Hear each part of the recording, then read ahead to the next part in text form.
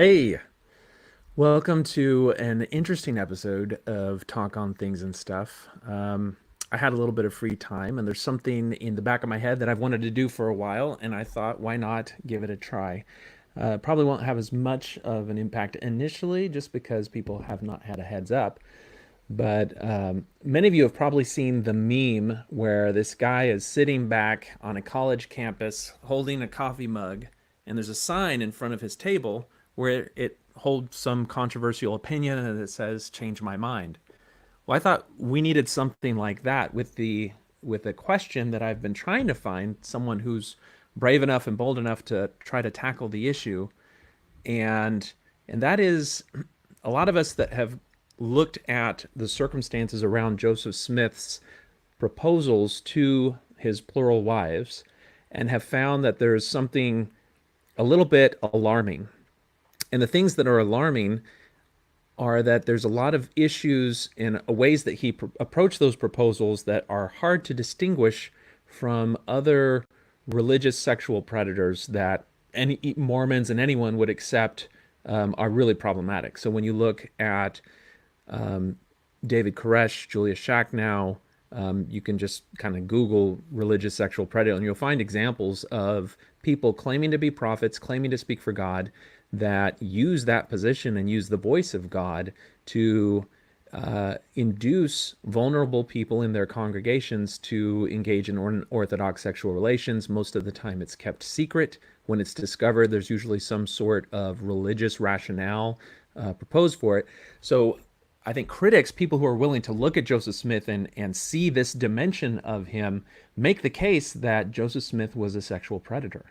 But there are plenty of researchers and historians and faithful people in the church who are familiar with the circumstances of Joseph Smith's proposals, but don't come to that conclusion.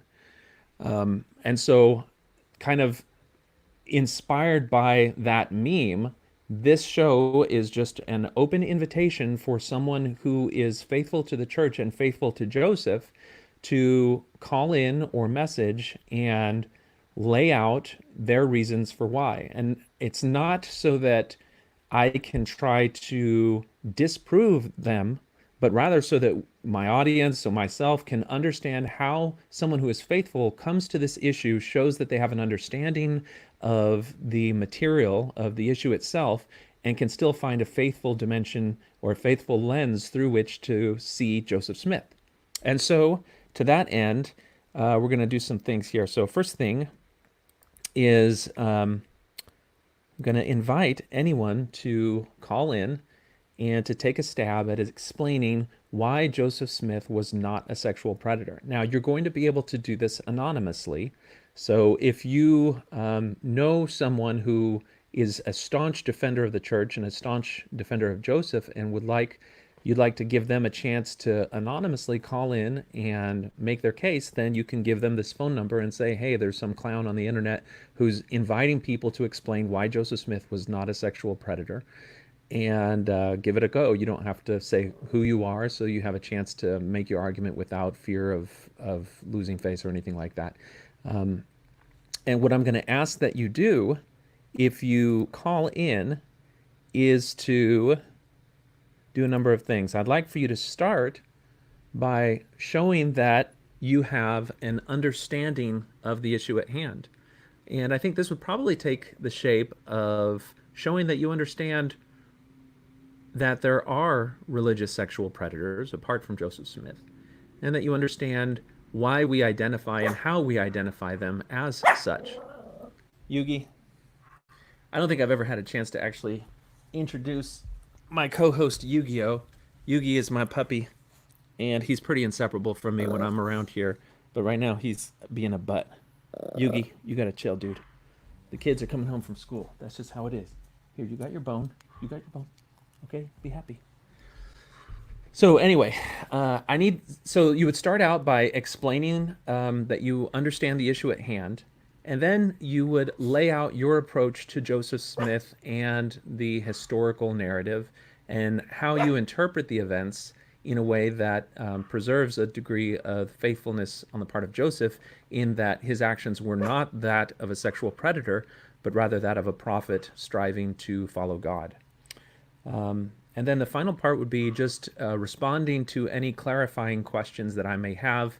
Again, my goal will not be to disprove you, but rather just to ask questions that would help me and the audience to understand how you draw the line between those other religious sexual predators who are doing things that are clearly wrong with Joseph Smith, who, acting as a prophet and using some of these religious rationales, is in the right. Or maybe you take a totally different approach that allows some failings of Joseph Smith in his actions in this regard. So that's the proposal, and really, I'm just going to kind of hang out and wait and see if somebody calls or if we have any comments. I don't really have anything prepared. It's just kind of an open invitation for somebody to call in and change our mind. Come in, try to stick your neck out there a little bit, even though you can do it anonymously, and see what you think. All right, let's see. We've got some comments already. Okay, Ryan Kent says, your dog is cute. Yu-Gi-Oh is cute, but he is a butt at times. Let's see. Marilyn Watine says, if you saw a picture of some of the wives, you would understand he was not a sexual predator. Now, that is a humorous comment, but it is not really understanding of the dynamics of how religious sexual predators work. You can look at some of the other people if you Google Wayne Bent, or if you Google the Children of God, or the family, and just add in sexual abuse or sexual predator in there, you'll discover stories of people in religious authority who use that position to to take advantage of vulnerable people. And many times that dynamic is about power and control. And it doesn't necessarily have to do with finding somebody attractive or not. And so that's just a dynamic about these things that I think you start to realize when you see it. All right, let's see what else we got here. Let's see. Therefore, hire church officers supporting those who could not support themselves. Many died of disease and war and any number of things back then. That's an interesting perspective. I think we've seen a lot of people defend polygamy itself on that. Again, I want to draw a distinction. This isn't a question about why did someone engage in polygamy. The issue of polygamy is different from the issue of somebody who uses predatory or abusive or coercive means in order to obtain somebody's consent to participate in what is otherwise an illegal and unorthodox marriage or sexual practice. All right. So let's see here. Again, let's get that number back up on the screen. I think I'm going to have to add a ticker so that if we're doing any comments, people can see the number to call. But let's go back here. Again, this is an invitation for somebody to call and explain why Joseph Smith was not a sexual predator. All right, let's see.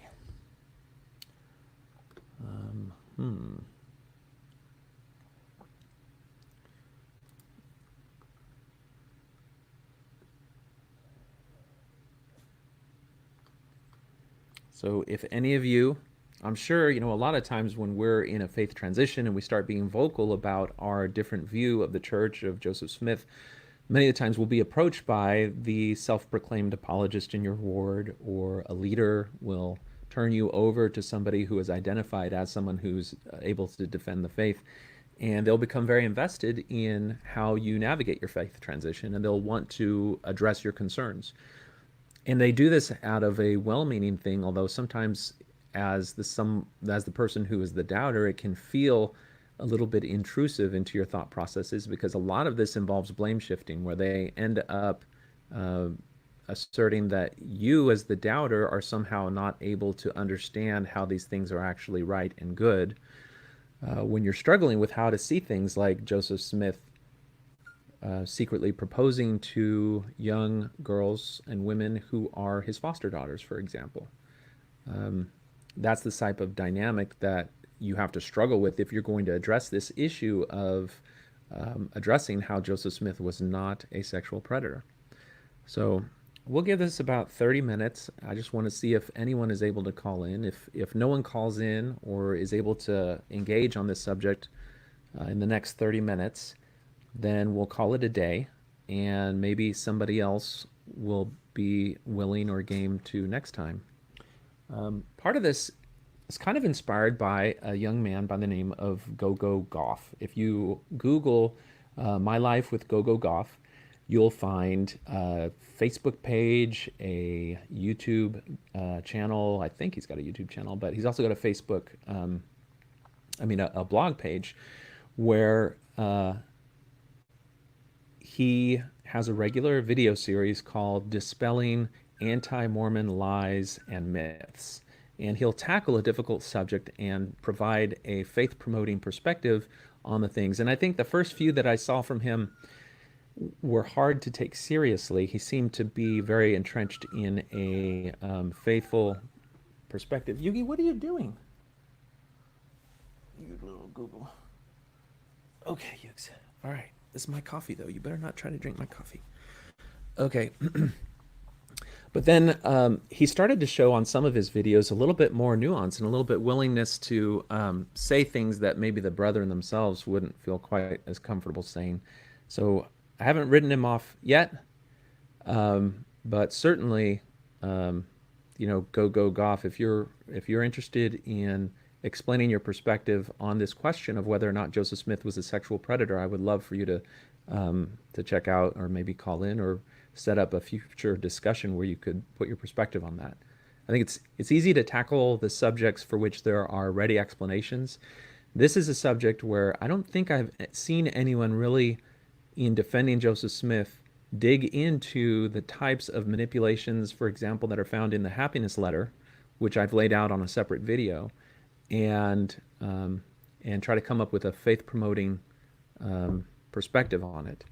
I thought that perhaps Paul Toscano could give me something for it, and you can see the recent discussion what we had in there. But the perspective that kind of came out as we engaged in that discussion was that the character of Joseph Smith was very separate from the doctrine that he brought into existence, and so it didn't matter if he was a sexual predator, and Paul conceded that he could have been, and that it was hard to distinguish some of that stuff from other sexual predators, but that was a different matter than the doctrine and the theology itself.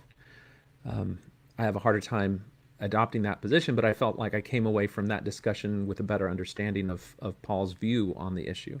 And again, that's kind of what we're trying to invite here, is people who are willing to just share their perspective on the issue itself. All right, let's see. Any more comments?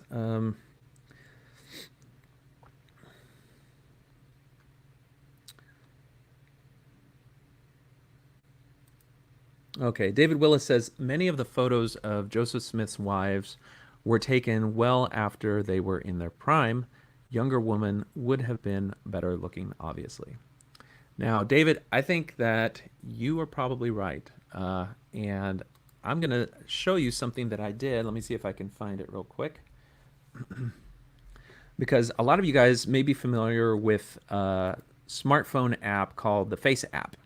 And one of the things that the Face app does is it uses artificial intelligence, neural network technology to age or de-age an existing photograph. It identifies the features in the faces and somehow, through technical magic, is able to bring somebody back or forward several decades in life.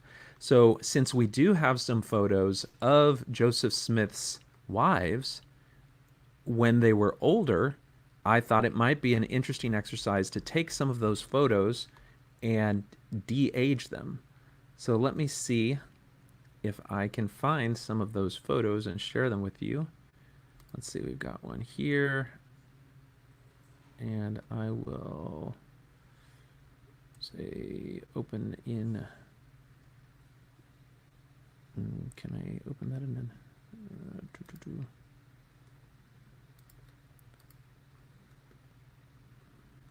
Okay. Open image in new tab.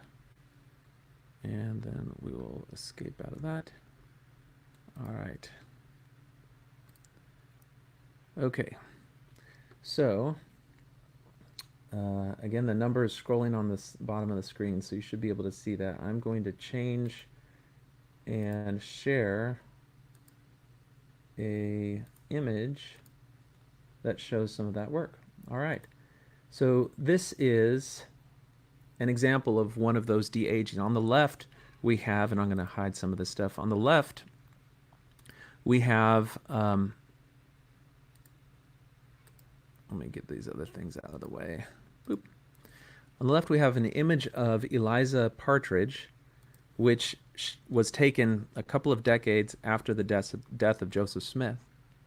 And if you take that image and bring it into the Face app, you can ask it to decrease the age, to add a smile, and then to give the figure longer hair, something that would be more commonly worn among younger women.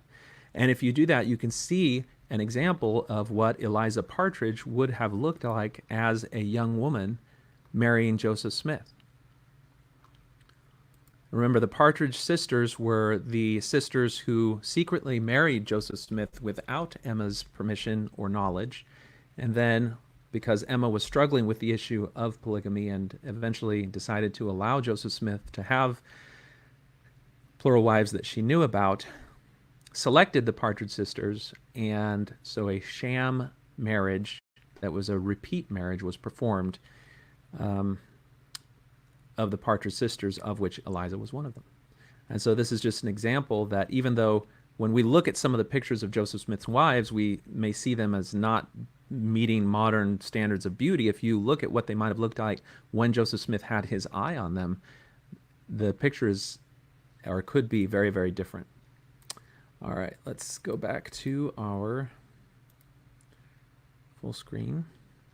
And let me put some of my stuff up. We're going to put our issue and then our invitation. Please explain why Joseph Smith was not a sexual predator.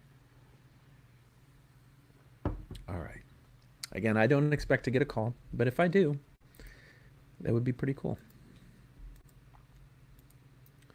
We've got about 20 minutes left. Hit share on this. And if somebody does happen to call in, then we'll extend it beyond the 30 minutes so that we can cover the conversation. But I'm not sure if I can anticipate that that's going to happen. In the meantime, if you have comments, feel free to put them on the feeds, either on YouTube or Facebook, and we can respond to them there. So we've got one gentleman who says that Joseph Smith sent men on missions only to marry their wives that he had lusted for. What a pathetic example of humanity. This is one of those allegations that when you engage in a discussion with somebody like Brian Hales, you have to dig down into the details of it, because there's some ambiguity in the dating of some of the marriages, which make it harder to pinpoint that down. The one I'm thinking about in particular, I believe, is Orson Pratt, whose wife has two different dates of the marriage, one being when he was away on his mission, the other being when he was there. It gets messy. And if you look at older or subsequent prophets like Brigham Young and his interactions with Henry Jacobs, I think, who was the once spouse of one of Joseph Smith's wives, you can see there are other examples of prophets sending men on missions seemingly to get them away from women that they have their eye on, but it hasn't happened. Okay, so Alan Mount says, come on, Brian Hales, this is your chance. I don't anticipate that we would get Brian Hales to participate in something like this. And that is because Brian seems to have stepped away from defending polygamy, and he's focusing all of his energy now on the question of finding or trying to present an argument that because you can't find a precedent or a naturalistic explanation for the Book of Mormon, then it must be of divine origin. There's some flaws with that line of argument in the first place, but the The main issue is that we don't really have Brian Hales actively engaging in the debate around polygamy. And most of his work seemed to focus on the nuts and bolts, whys and hows of polygamy itself. This is a different question from polygamy in general. This is, how can we distinguish the way that Joseph Smith pursued and induced women to enter into these marriages with him? How can we distinguish that from other religious sexual predators? Because there are so many similarities. And it doesn't matter if you're talking about polygamy or just any type of relationship. I mean, the polygamy question is just part of his argument, the part of the case that he made for these women to participate in the relationships. But it didn't happen. That that Brian Hales continued to address that particular question. If he has, I'd be interested in hearing it. I haven't really seen him approach it from that angle, from that direction. And certainly, if he was willing to come on and lay out his case, I'd love for him to do it. But I don't think there's anything for him to gain from doing that. So strategically, it's not really something I think he would spend time on.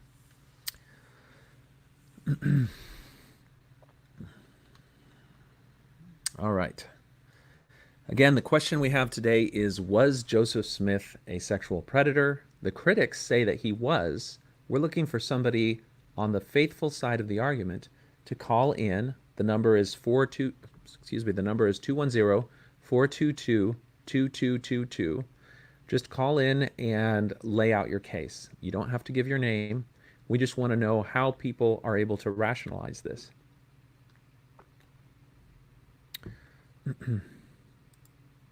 We have somebody say, all you have to do to know what Joseph Smith was like is to look at Warren Jeffs. And this is a really uncomfortable observation, I think, for many people in the church. And it's an observation that's so uncomfortable that people don't really want to look at it. And that is that, you know, the key elements that allowed Warren Jeffs to do what he did in his control and abuse of the women that were his victims, those key elements being that he claimed to speak for God, he claimed that God gave him special divine permission using religious justification to engage in illegal and unorthodox relationship and sexual practices which were shrouded in secrecy and acted on under the heading of something sacred. All of those things are shared in common with Joseph Smith. And so the quandary before us is, how do we lay out a defense of Joseph Smith that condemns Warren Jeffs? And you can anticipate what the biggest type of defense would be, and that would be something called special pleading. And that is that at some point you would expect that somebody trying to make this defense would say, well, when these other guys claiming to be prophets did it, it was wrong because they weren't actually prophets. But when Joseph Smith does it, he was actually a prophet, and the things that he said God commanded and allowed him to do, he actually did. And so he is a special case that we will allow and consider these things to be righteous in, whereas the exact same actions, the exact same arguments found in anybody else are wrong because they were not special in the way that Joseph Smith was special. And that is a difficult position to hold, because people who are adherents of Warren Jeffs or any of these other religious groups who hold their abusive leaders in high esteem would be able to make the exact same argument, because they would look at Joseph Smith's actions and see his actions as illegitimate because he did not have that divine special calling. So hopefully whoever calls in and tries to lay out a defense of Joseph Smith on these issues is able to do so with a view to avoiding special pleading. But if they do engage in special pleading, at least that lets us understand that that is the one thing that you kind of have to hold on to in order to separate Joseph Smith from these other people.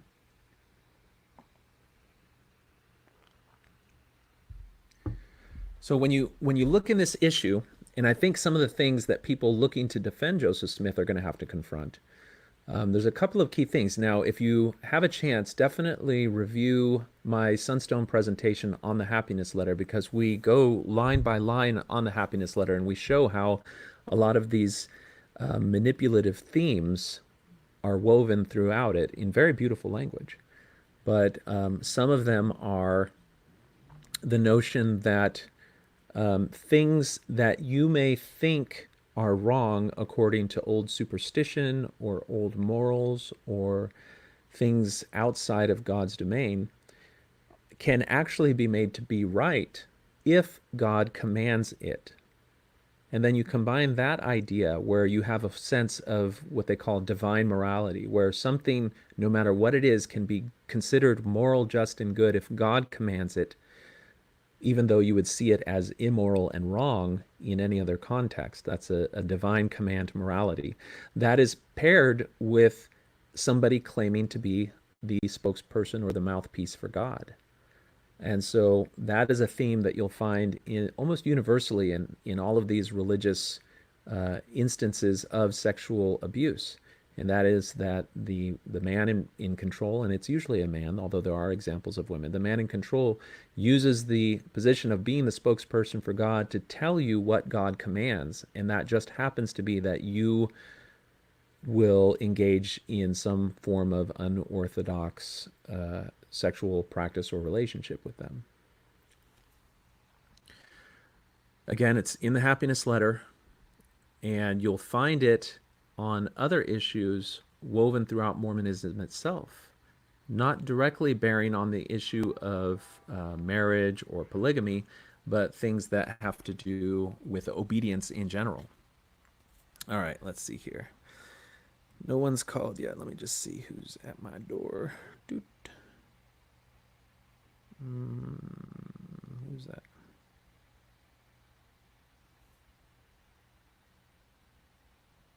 It's Amazon. All right. Again, we're looking for somebody to call in and provide a good defense for why Joseph Smith was not a sexual predator. And even though, I don't expect that we'll get somebody to call in today, this will be a recurring series. I'll give some heads up in the future so that you can send a link to your favorite apologist and get them to call in and make their case. And I'm hoping that some of the conversations that I've been able to have with people who are at various levels of faith and position regarding the church have shown that even if we have very different views on Joseph Smith, we can at least explore each other's perspectives and come away with a better understanding of how we see things. And that really is the goal. Let's see. Got a few more comments here.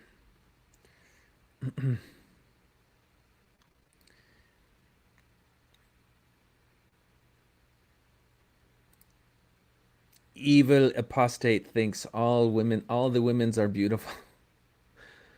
At some point, hopefully, Evil Apostate will make his debut on the streaming platform here. I don't know how to do that. He's been telling me that he's got an idea for a show about coffee because he likes to worship the Dark Lord of the coffee bean or something like that. And partaking of the body of the Dark Lord is part of his sacrament. I don't know. It sounds heretical to me, but we'll see. All right. Okay, so Sam Barnes says, I'm surprised you haven't had a Joe wasn't a polygamous person call. And I think that is really the only type of defender or apologist that I could expect probably to call. Rock Waterman, if you want to let us know your perspective on the issue.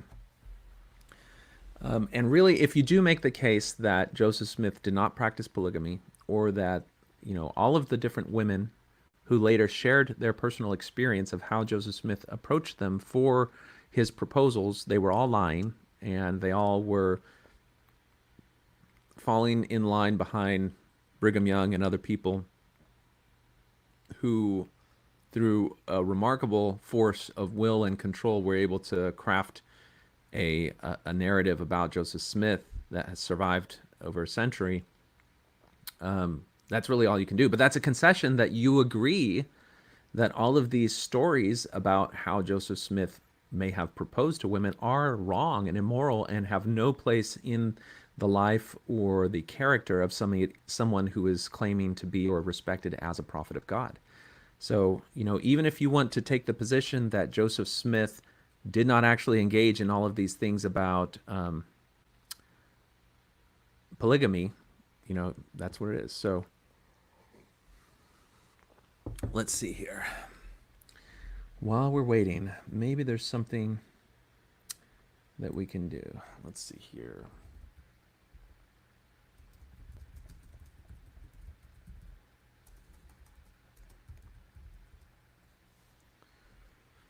Hmm.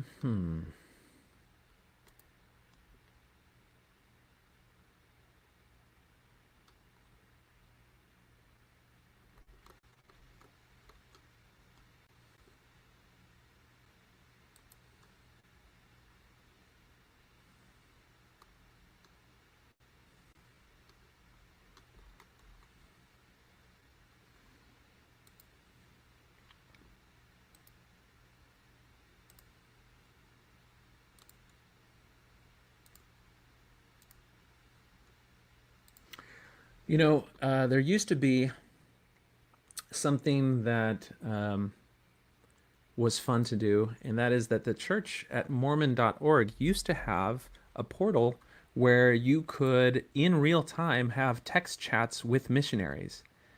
And it looks like they have removed that. It might be interesting just to, meet, just to ask a missionary online about this issue. But it looks like they've removed any and all way to do that. Let's see here. Contact us, meet with the missionaries. Hey, request a home visit? No. What other options do we have? Nope. What to expect from a missionary visit? Nope. Well, this is interesting. So, apparently, the way it used to work, because I had a chance to discuss with the missionaries while I was asking them issues about the. Let me just go back to this. This was in the time that Sam Young was doing his first marches, and there were all these questions about what bishops were asking children in the context of worthiness interviews. And I would call or I would just open up the chat box and speak with the missionaries. And in many cases, it was very clear that they were not familiar with the issues. The other thing was that they were missionaries who were in training at the MTC, and part of their practice for engaging with investigators was to take calls. And so that was how that went. All right, here we go. Let's see here.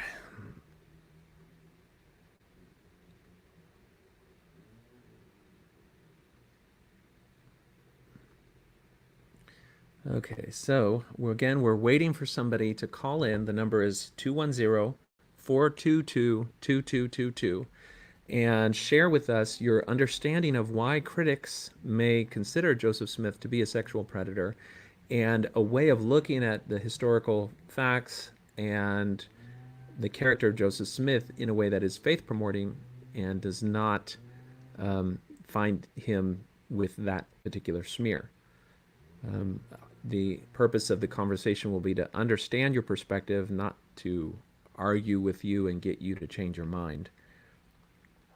And you can do so anonymously by simply calling in.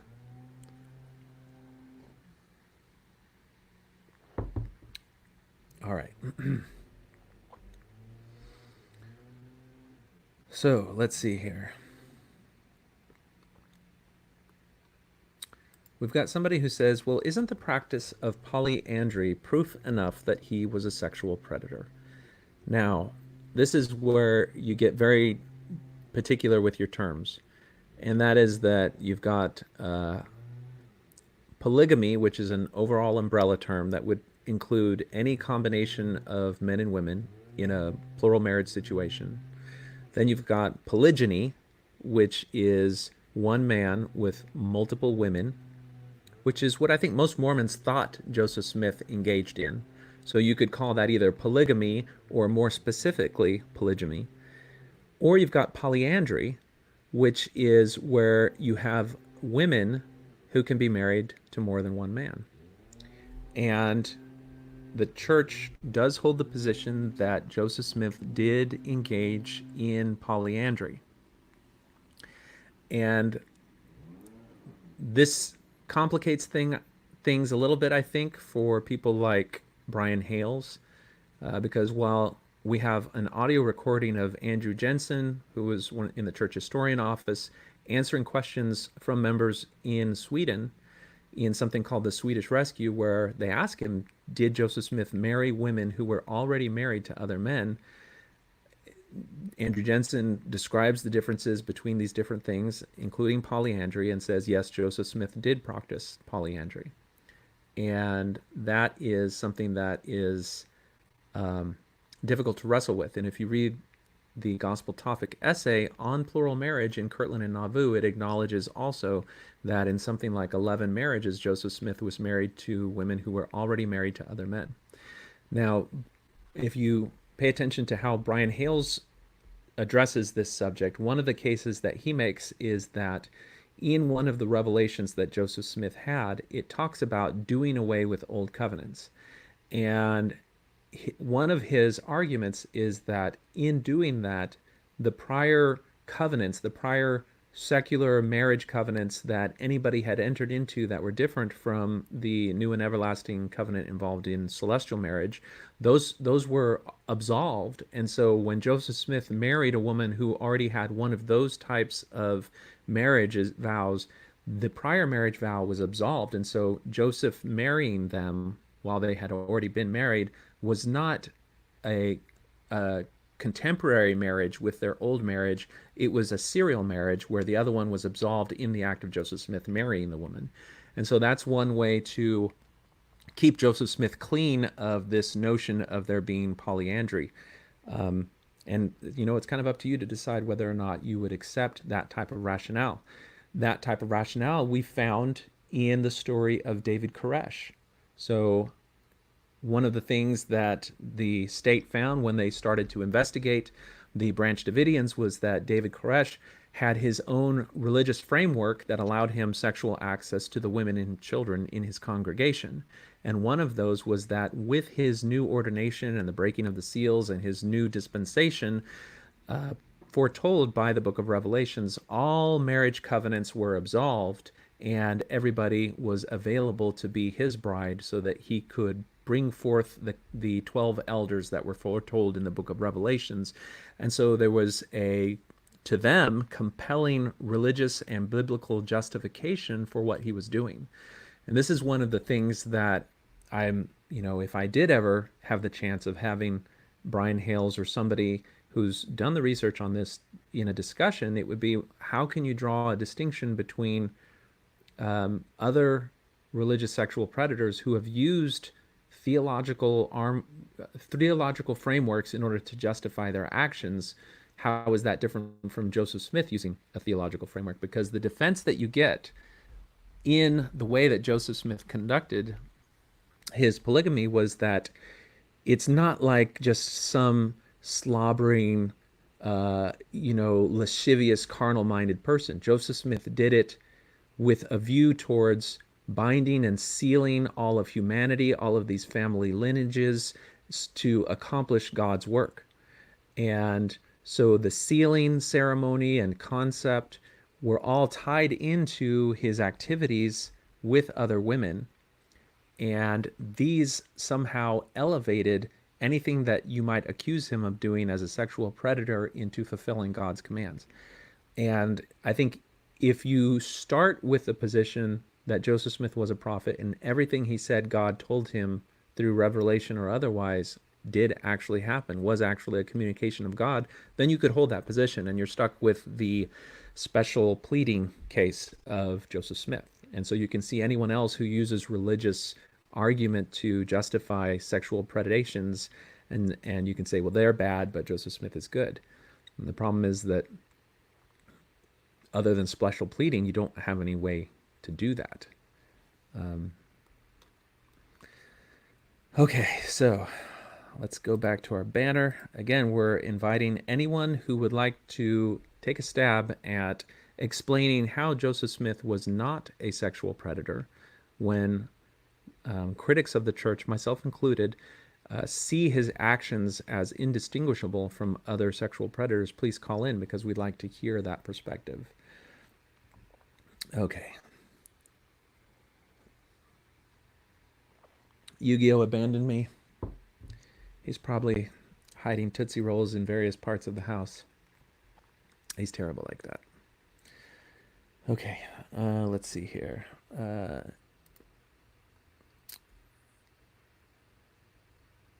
Any other comments? Let's see here.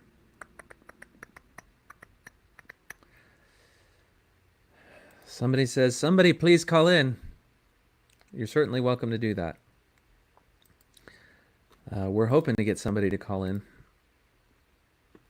But, you know, sometimes you just sit out there and you don't get anyone who's willing to brave the territory. And you can understand why. It's a difficult subject to treat with. I've tried to engage on this subject with some of my family members who still remain in the church. And there's a defense that you can raise up, which is that, well, nobody knows everything in history. We can't even engage in this discussion because we don't know what really happened. And if you want to hold that position as a faithful member of the church, I think, you know, you could probably do that. The difficulty comes when you realize that there are other claims of the church, other assertions of the prophets, Joseph Smith in particular, which we also don't have all the facts about. And we have even less documentation about their reality than we do about these things happening with Joseph Smith. So when you look at the first vision, when you look at the restoration of the priesthood with the visitation of Peter, James, and John, some of those things have less documentation, less additional perspective, historically speaking, that give validity to them. And so if you're going to reject or dismiss the issue of Joseph Smith's arguments and how he conducted his pursuance of women in polygamy, then it becomes a difficult position to then accept all those other things.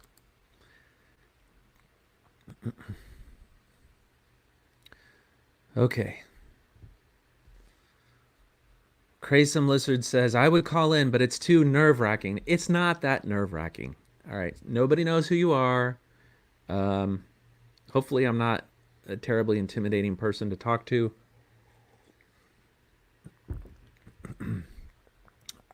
It would not be a confrontational mode of discussion. It would really be an explanatory mode and an understanding mode of discussion. So let's see here. Go back to our banners and bring that back. Speaking of adversarial and confrontational discussions, I'm in the process of setting up a debate similar to the debate held on the John Cedars channel, which is a ex-Jehovah's Witness channel. A few weeks back, I was invited to have an online debate with a faithful member of the church who took issue with some of how Lloyd Evans, the proprietor of that channel, characterized Mormonism. And so Lloyd offered to have him enter into a discussion or debate and invited me to be the counterpoint. The discussion I thought was helpful and productive, and I think we were able to do it from a respectful point of view that was more about understanding and had a lot of good positive feedback. And so I've been contacted after an invitation on Reddit. I found somebody who was interested in having a similar sort of discussion, and he felt like he had studied a bit more and been in the church more and maybe could bring a more complete perspective on a faithful view of Mormonism to that type of debate. And so I'm currently seeing if I can set that up for this Sunday. And if I do, then that event will show up on the YouTube channel and the Facebook wall. I'm excited to see if it will, because those types of discussions are always fun, and any chance that I have to bring out the props is always welcome. All right, so let's see. Still no callers. We're getting close to our countdown time here. Uh, Somebody says, "Are you asking for believing members specifically, or can ex-members call?" Well, I think we've given enough time for believing members to call. I'm happy to open it up now. If there's somebody who would like to share some question or perspective on Joseph Smith's polygamy who would like to call, then feel free to do so. And then we'll, if nobody calls after a little bit, we'll just stop this episode, and hopefully it'll kind of stand as something that other people can look at and maybe plan for how they would respond when we do it again in the future. All right, so Carol, feel free to call in. Again, the number is 210-422-2222.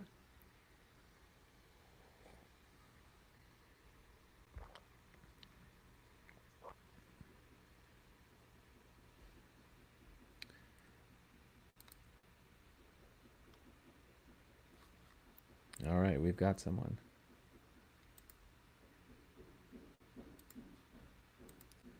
Hello, you're on Talk on Things and Stuff. It is. Let me just make sure I don't have your audio yet shared. Let me turn that on real quick.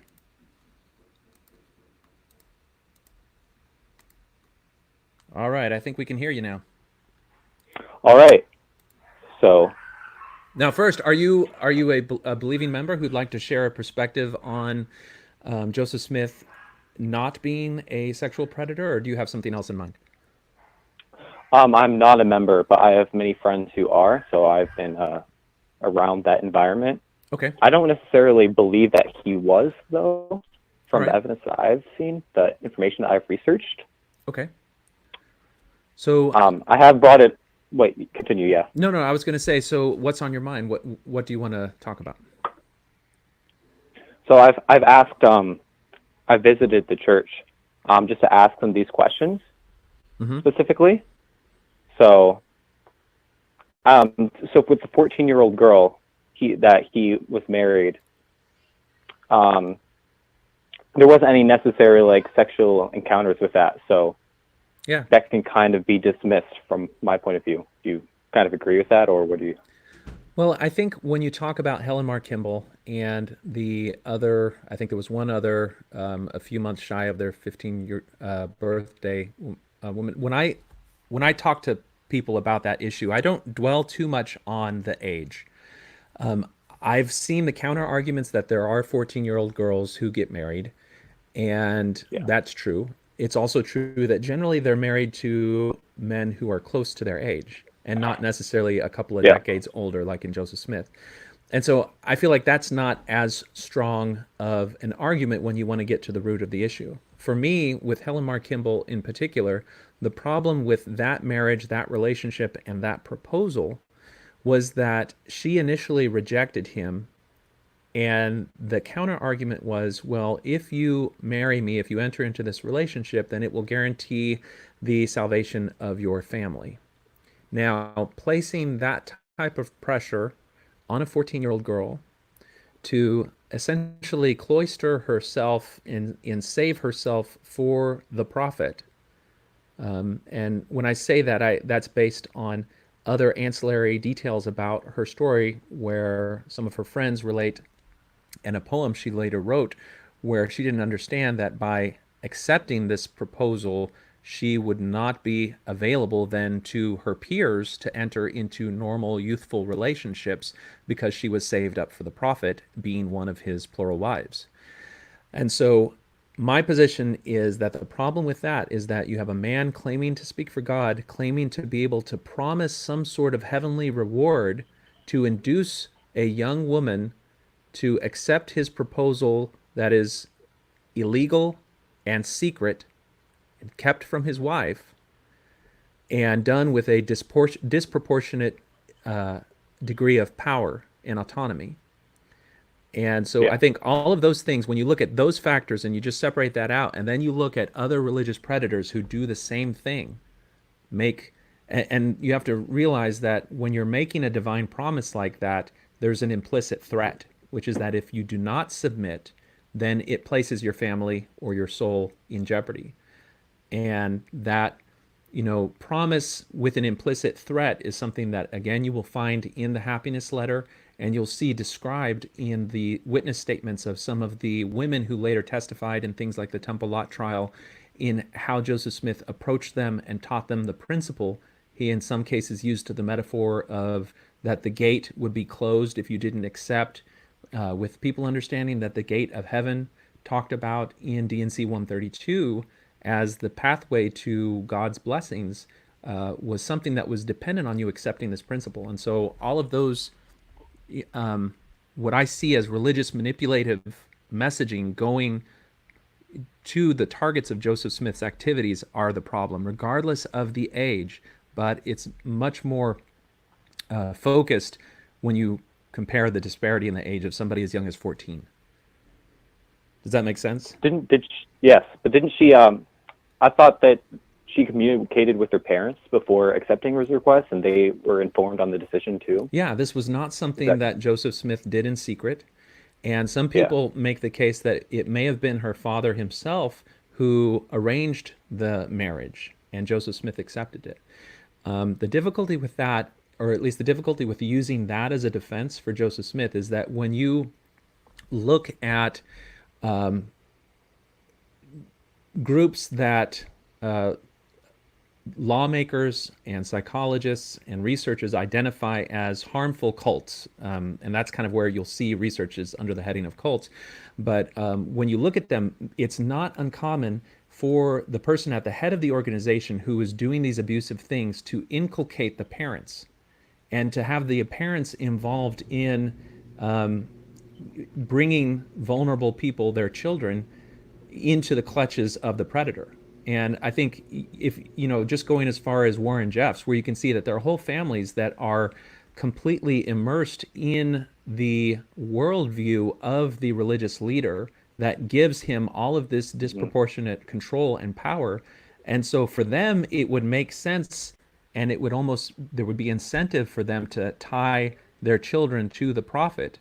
But if you step outside of that closed system of morality and logic, you see that as, you know, people who are the victims of deception themselves, placing other people in harm's way from, that false belief. And I think that's why it's so important to be able to detect and identify these manipulative processes, because they affect not only the children but the parents themselves. If you look at this purely from a sexual predator point of view, there's something called grooming that pedophiles and predators do in order to gain access to children.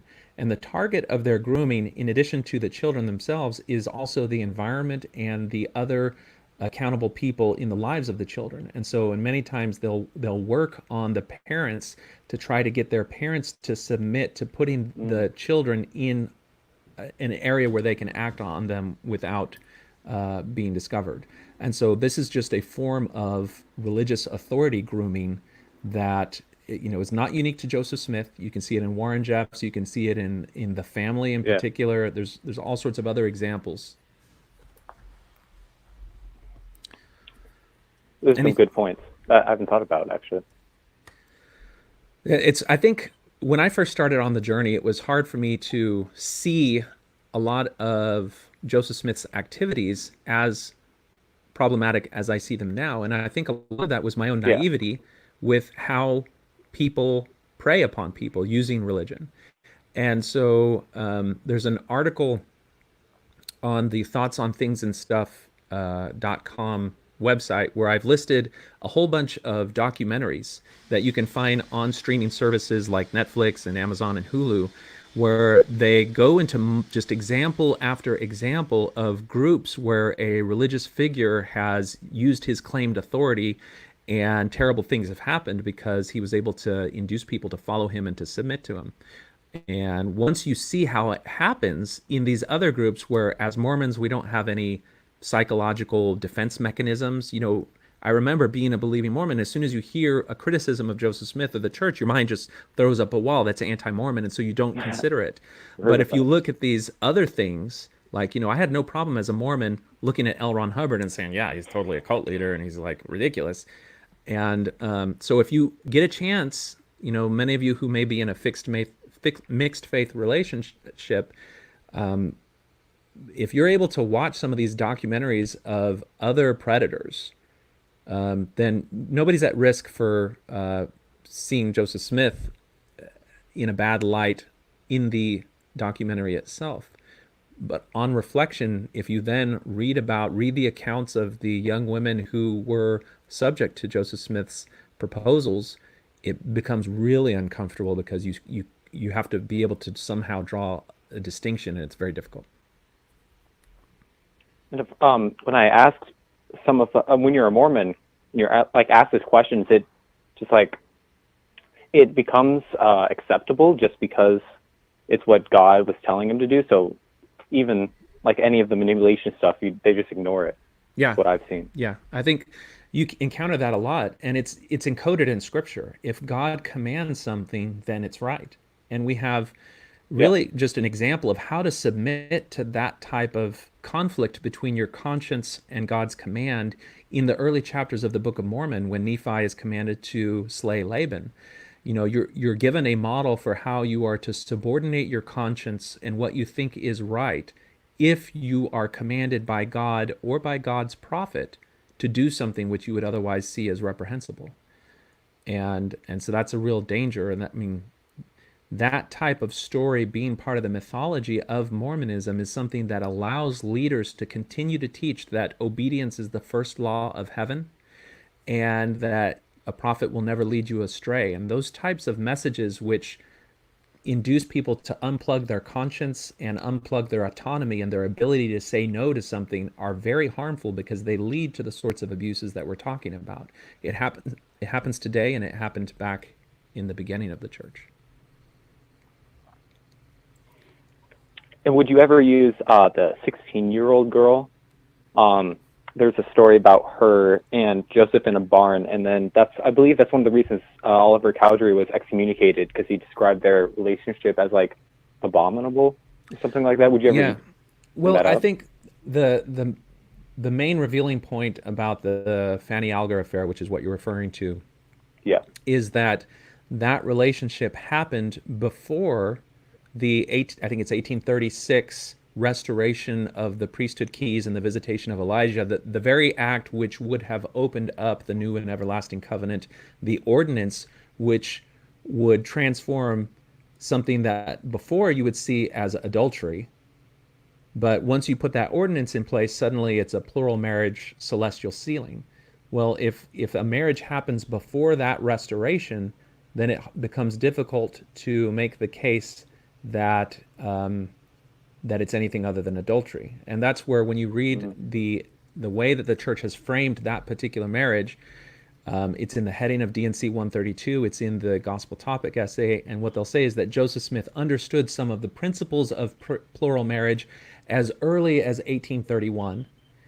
And that happens to coincide with the time frame of Fanny Alger and some other things, particularly Joseph Smith interacting with the Lamanites, with some of the other brethren, and him teaching W. Phelps and others that part of their calling was to marry some of the Lamanites, the Native Americans, even though they were already married men. So that's how the church is able to say that Joseph Smith already understood some principles of polygamy. The difficulty is the only reason that they call Fanny Alger a wife rather than an affair partner is because it was Joseph Smith interacting with her. And since he's a prophet of God and he continued to act in God's name, then it couldn't have been anything other than a wife. And so we're just going to assume that there was a marriage. And they've been able to piece together some accounts that would make that case, but there's no documentation other than that. So is there evidence to confidently say that they had an affair in the first place?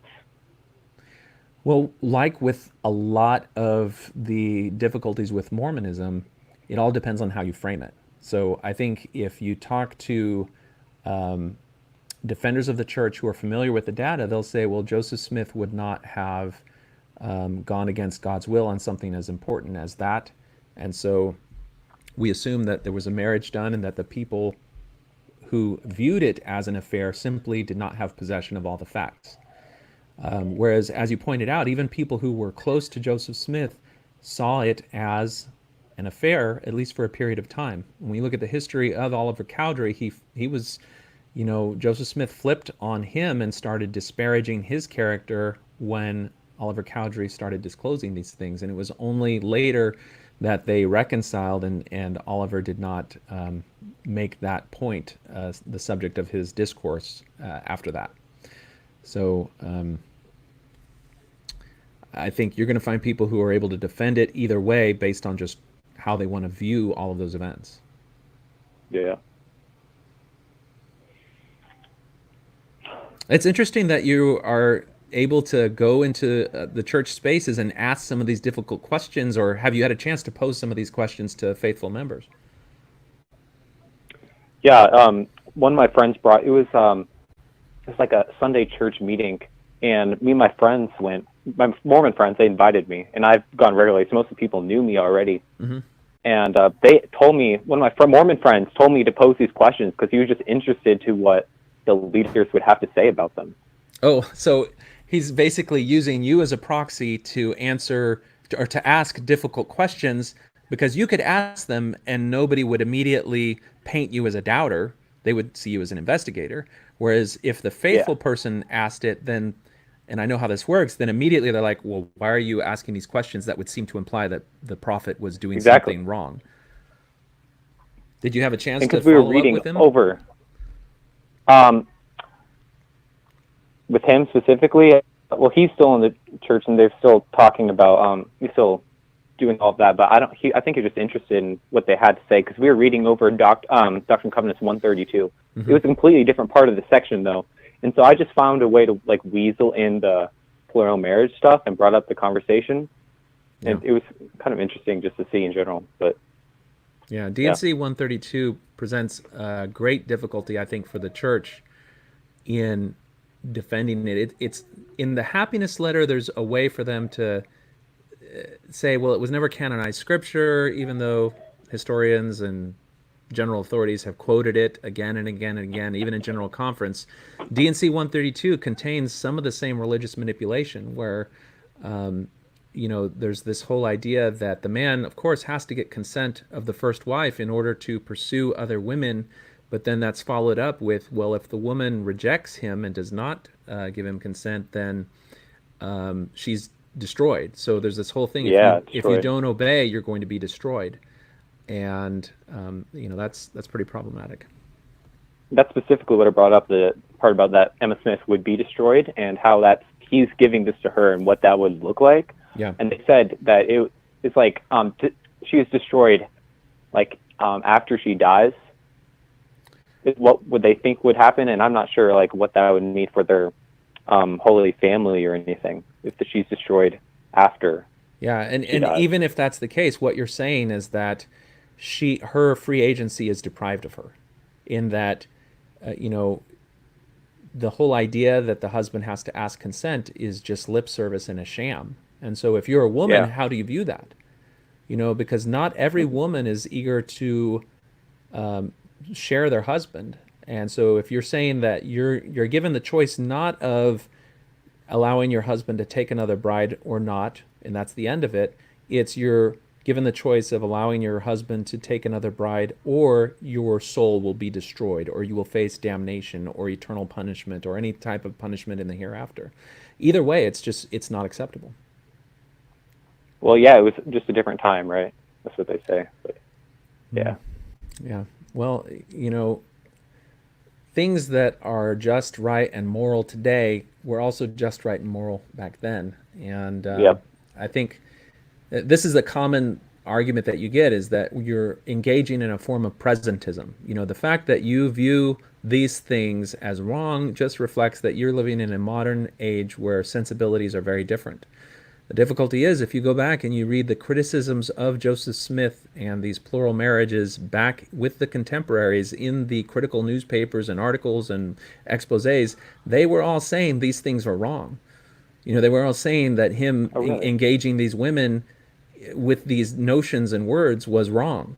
And so they knew it was wrong back then. We know it's wrong now. It hasn't changed all that much. And again, this is where it's part of why the age, while is problematic because of the disparity, is not as good of an argument in terms of voicing why you think it was wrong as some of the things that we've discussed in terms of, ecclesiastical abuse.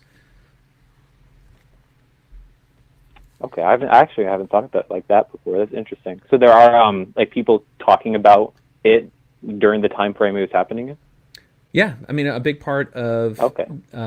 the expose, and when I say it, they were talking about what aspects had been revealed to the public. Now, polygamy Yeah. was done in secret, and when Joseph Smith approached women with his proposals, they were allowed to say no. And Brian Hales, who is a researcher and an author who speaks about polygamy and defends Joseph on it, will say that women were able to reject him and to say no, and they faced no reprisal except in instances where Joseph Smith had to defend himself. Now, that is a nice way of saying the reality. And the reality is, when Joseph Smith approached you as a woman, if you rejected him, you were compelled to remain silent, because part of that message is, if you reject me and if you tell anyone, then I will run your character through the mud. And so Hmm. Brian Hales will bring up several, I think 5 different examples that he claims are women who safely said no to Joseph and there was no reprisal. And the problem is, every one of those never spoke publicly about it at all until years after. But if you look at every instance where Joseph Smith proposed something to a woman who then said something about it, or when Joseph Smith's polygamy insiders, such as Brigham Young, said something to a woman and asked them to become part of polygamy, and then they spoke publicly about it, their names were dragged through the mud and they were disparaged. And so that pattern of reprisal is part of the abusive sexual predator pattern.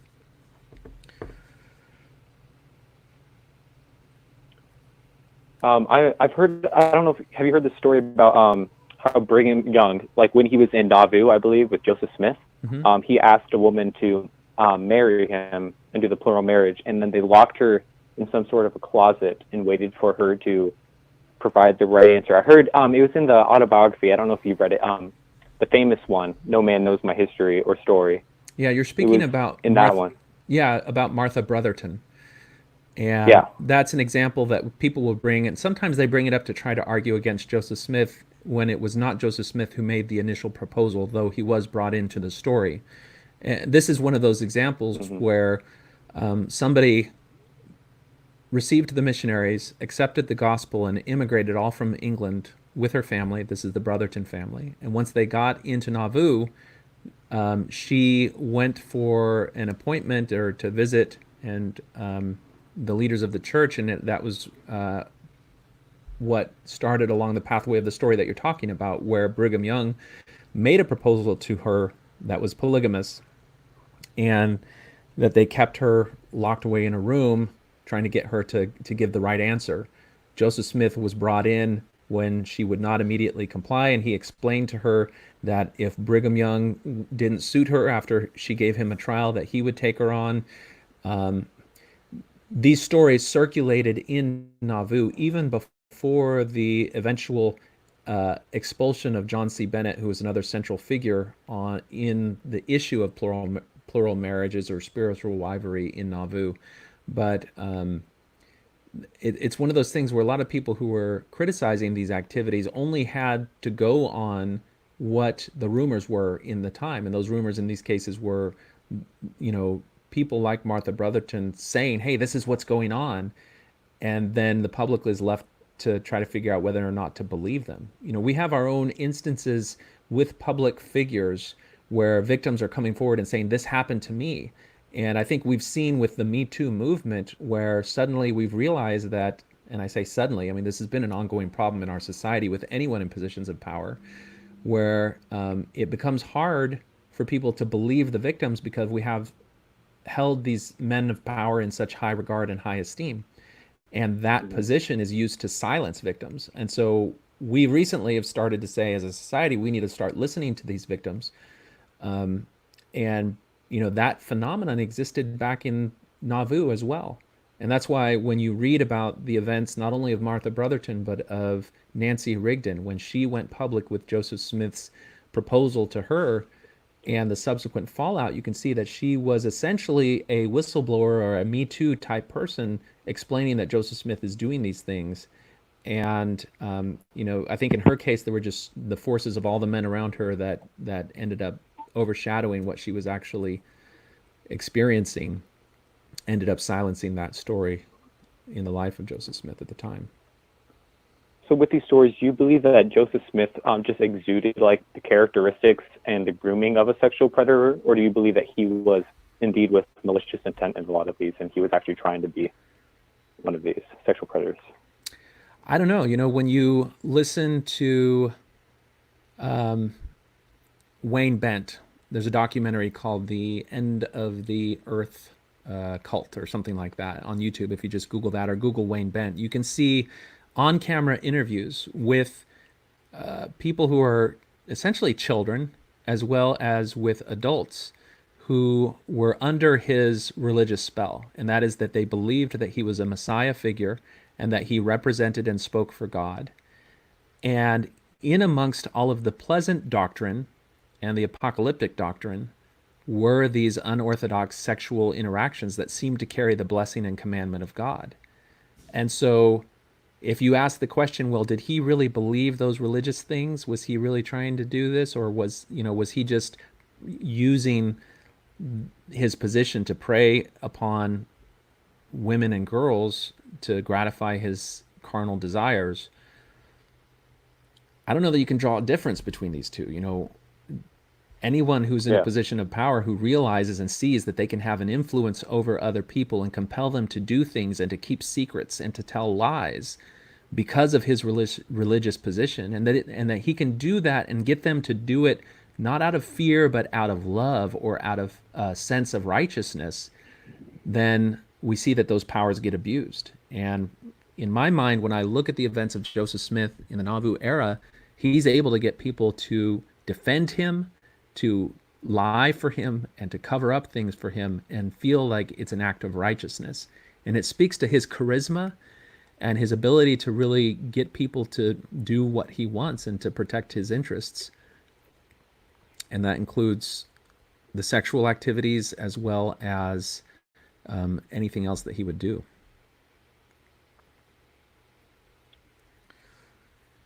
All right. Well, anything else? No, I think that's all. Thank you for letting me call in. Yeah, anytime. Thanks for sharing some of your questions. Yeah, thanks. All right, take care. Okay. So we had a few comments.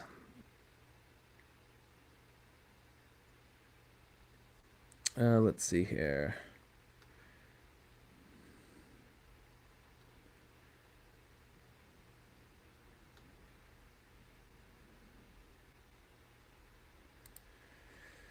Someone says, I'm in a mixed faith marriage, and my husband usually cites Joseph's character as evidence that Joseph only had good intentions.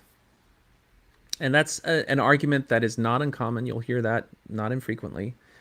He was a prophet of God. He was a good man. He loved his wife. He would never do anything wrong in that regard. So when we see something that maybe draws a question as to whether he had intentions to satisfy his lustful desires or to abuse his power, we need to give him the benefit of the doubt because of all the other good things that he did.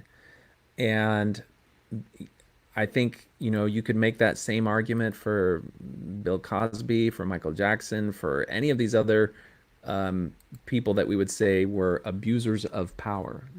They had good intentions. They were good people. They had good character. I think what we're left to struggle with is that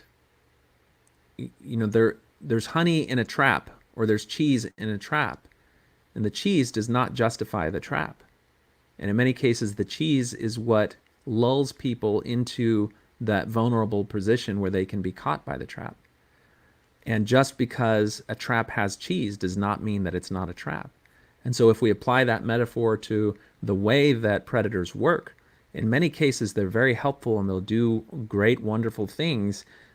And they use the trust that is garnered by those good things in order to affect the abusive things that they do.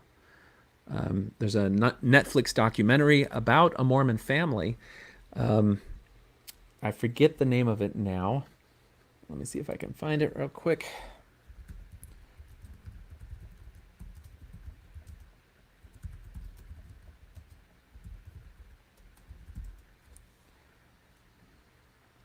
Okay, so the Netflix documentary is called "Abducted in Plain Sight." If you haven't had a chance to see it, then definitely watch it. It's one of those stories that is hard to believe while you're watching it, but it shows how a family friend will go above and beyond helping the family, seemingly to do just such compassionate and charitable work for the family.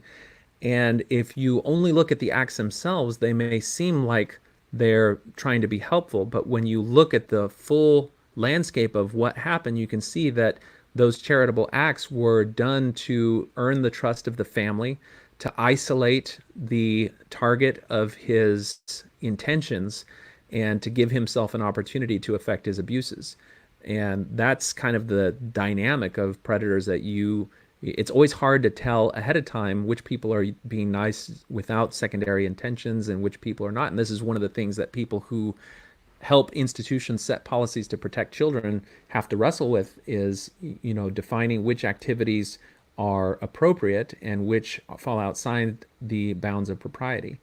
And this is where, when you look back on the history of Joseph Smith, even though we didn't have a society that talked about that type of predation with the sort of research and institutional framework that we're seeing now, those intentions and those crimes, those predatory activities still existed back then. Men still abused power and position. Okay. Well, I think we've gone on long enough. It was a little bit longer than I thought. Let's see, I've got a few more comments.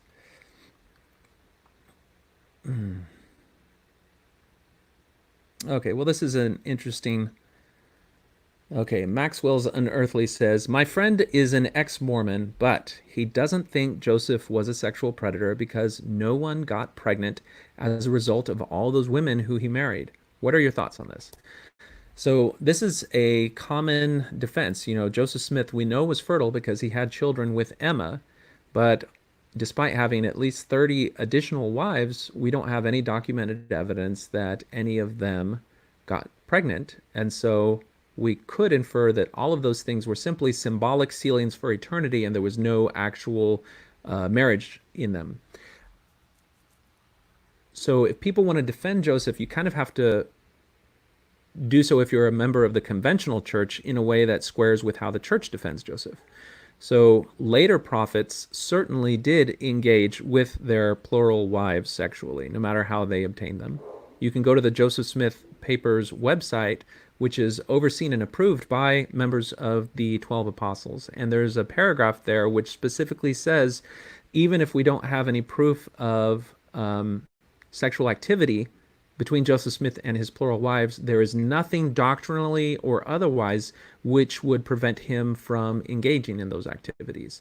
So the church's position is that Joseph Smith could have had sex with any of his plural wives, even the 14-year-old, and it would not have constituted adultery. Just as we have examples of later prophets marrying younger children and women who subsequently became pregnant. So even if you want to hold the position that Joseph Smith didn't foster any children, then you have to realize that from the perspective of the Brighamite branch of the church, that doesn't matter. But if you want to say, but it does matter, then you just have to realize that many of the women themselves, when they would later testify in court trial, in things like the Temple Lot case, were asked specifically about being with Joseph in that manner as husband and wife, specifically on the issue of carnal intercourse, and they acknowledged that it did happen. Now, you can look at papers that look at prostitution in the American frontier and the types of archaeology that people do around bordello houses, and you can see that the technology of contraception was not anything that had not been thought of. Even in the 1800s, there were silk condoms. There were different types of, well, I don't know if the silk condoms specifically for that area, that's something that you'll find more in California later, but there were other types of prophylaxis that people knew about. The other dimension of this would be abortions. And people will frequently say, well, Sarah Pratt made the assertion that John C. Bennett would go around and do abortions if any of Joseph Smith's plural wives got pregnant. And that is something that people usually say, well, Sarah Pratt was an apostate. She was creating stories to try to disparage Joseph Smith, and so of course she would say something like that. And the difficulty comes in when you look at the record. It was actually Hiram Smith and Joseph Smith and the people who were trying to impugn the character of John C. Bennett who affirmed that John C. Bennett was an abortionist. And so if you have Hiram Smith and Joseph Smith and his cohorts who are trying to paint John C. Bennett in a bad light, affirming that he was performing abortions, you just have to remember that a few months before they were making those statements, John C. Bennett was assistant to the president. He was mayor of Nauvoo. He was very much in the inner circles of Joseph Smith. And so he would have been available, and he had the knowledge, and the church leaders acknowledged that he was capable of performing abortions. So those are all different factors that you can look into it. There was a recent episode where geneticist Ugo Perigo believed he identified somebody who thought they were a descendant of Joseph Smith because their mother had told them that they were, I think her name was Josephina even, named after the idea that she was a progeny of Joseph Smith, and they did some genetic testing, and it turned out that they weren't. And I think Don Bradley has recently come out saying that he believes he's identified another potential child of Joseph Smith. And so if the work gets done on that, we'll see another example. But I think what you'll find is that the defenders of Joseph will have a position to maintain regardless of whether it's positive or negative. And the church has already given them cover for that. All right. The other thing that you can see is the church has said that they are going to release William Clayton's journal. And William Clayton was side by side with Joseph Smith during a lot of the polygamy years. And his journal includes some contemporary accounts of Joseph Smith's teachings and instructions on this issue. And we have preview from other people who have had access to the journal telling us what's in it. But one of the things is Joseph Smith instructing William Clayton that he can take another bride, and if if she's discovered to be pregnant, then he will chastise William harshly, kick him out of the church. But then he'll, after a period of repentance, he'll bring him back and place him even higher. And that's if it's discovered. If it's not discovered, then when the woman gets pregnant, we'll just say that she was married to some other guy who's away on a mission, and it's not tied directly to him.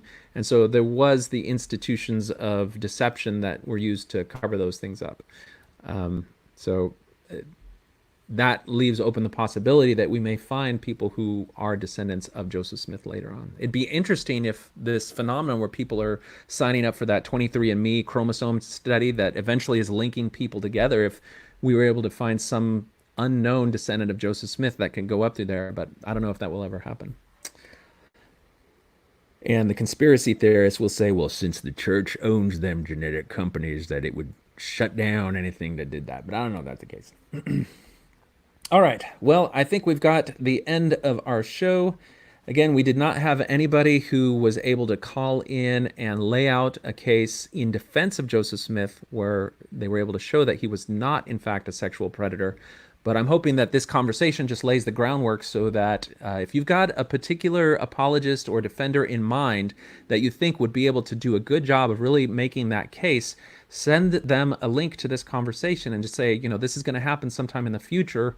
And when I get a chance, I'll schedule one. And so it'll be broadcast beforehand and you'll be able to tell them to become available for it. Or if they feel confident in their ability and they don't mind actually being a guest on the show, if you message me through the Thoughts on Things and Stuff Facebook page, or through the, you can actually send a text to 210-422-2222, or through the YouTube page. If you can put me in contact with someone who is able to lay out this case defending Joseph Smith on the question of whether he's a sexual predator, then we'll schedule a conversation and actually do it kind of like the side that we've done with some of the other ones. Anyway, all right, so I think that is it. Let's go ahead and shut all these things down, and we will see you next time.